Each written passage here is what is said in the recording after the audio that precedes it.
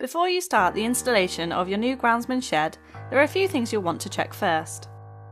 Clear your base area of anything that might get in the way during assembly. We're building this shed onto our pressure-treated timber porta base to protect it from damp and insects.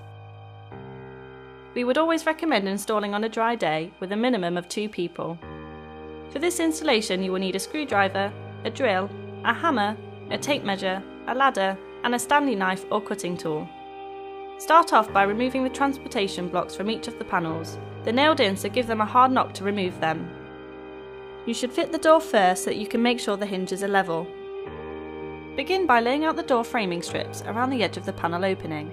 The frame should sit about 15mm back from the edge of the board on all sides. Affix these using 30mm screws. You can now place the door panels within the aperture. Line them up flush with the frame and place the hinges at the top, middle and bottom so they line up with the framing nails. Pre-drill through each of the screw holes to prevent the timber from splitting, and then secure each hinge in place using the 30mm screws provided. Place the floor panel down onto your prepared base and make sure that the bearers are flush with the supports. Start the main body of the installation with the rear gable and one of the sides to form an L-shaped join. Secure the panels at the top, middle and bottom of the framing with screws. Make sure to pre-drill all screw holes throughout this installation. It can take time but will prevent unnecessary damage to the timber. You can now bring in the other side panel and repeat this for the corner framing. Secure the front in the same method, screwing at the top, middle and bottom of each side with 50mm screws. With all the walls up, it's time to work on the roof.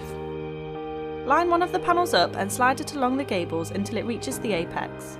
The framing should lock into the pre-cut recess. Repeat this for the other panel, securing them in place through the board into the framing below on all sides. Now that the roof is on, you want to secure the framing of your building down to the floor to prevent any movement. Pre-drill and screw down into the framing at equal intervals using 50mm screws. With the felt, either measure the length of your roof with a tape measure, adding a few extra inches either end for overhang, or as we've done here, you can roll it out along the length of your building and cut to size. Use a Stanley knife or cutting tool to cut the felt for a nice clean finish. For this building, you'll need 3 strips of equal length.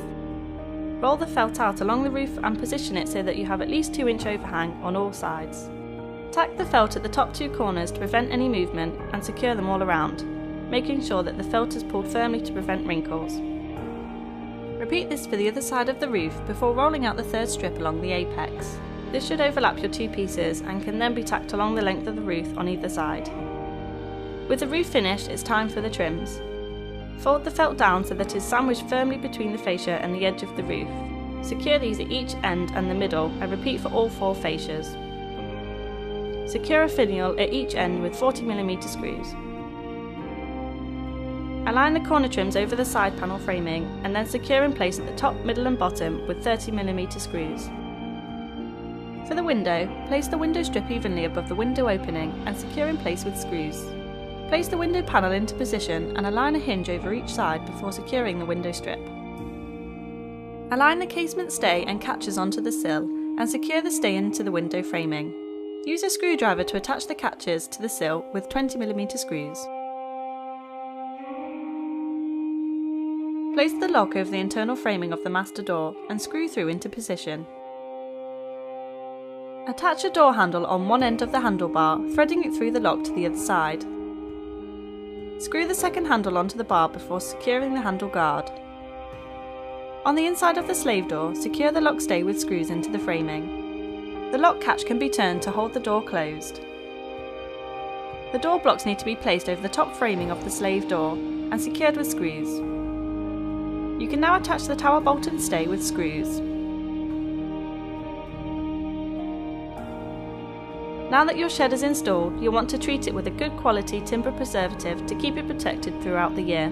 Once you've done this, score around the edge of the window framing with a sharp knife on both the inside and outside of the window glazing. You should then be able to peel the protective plastic off the window.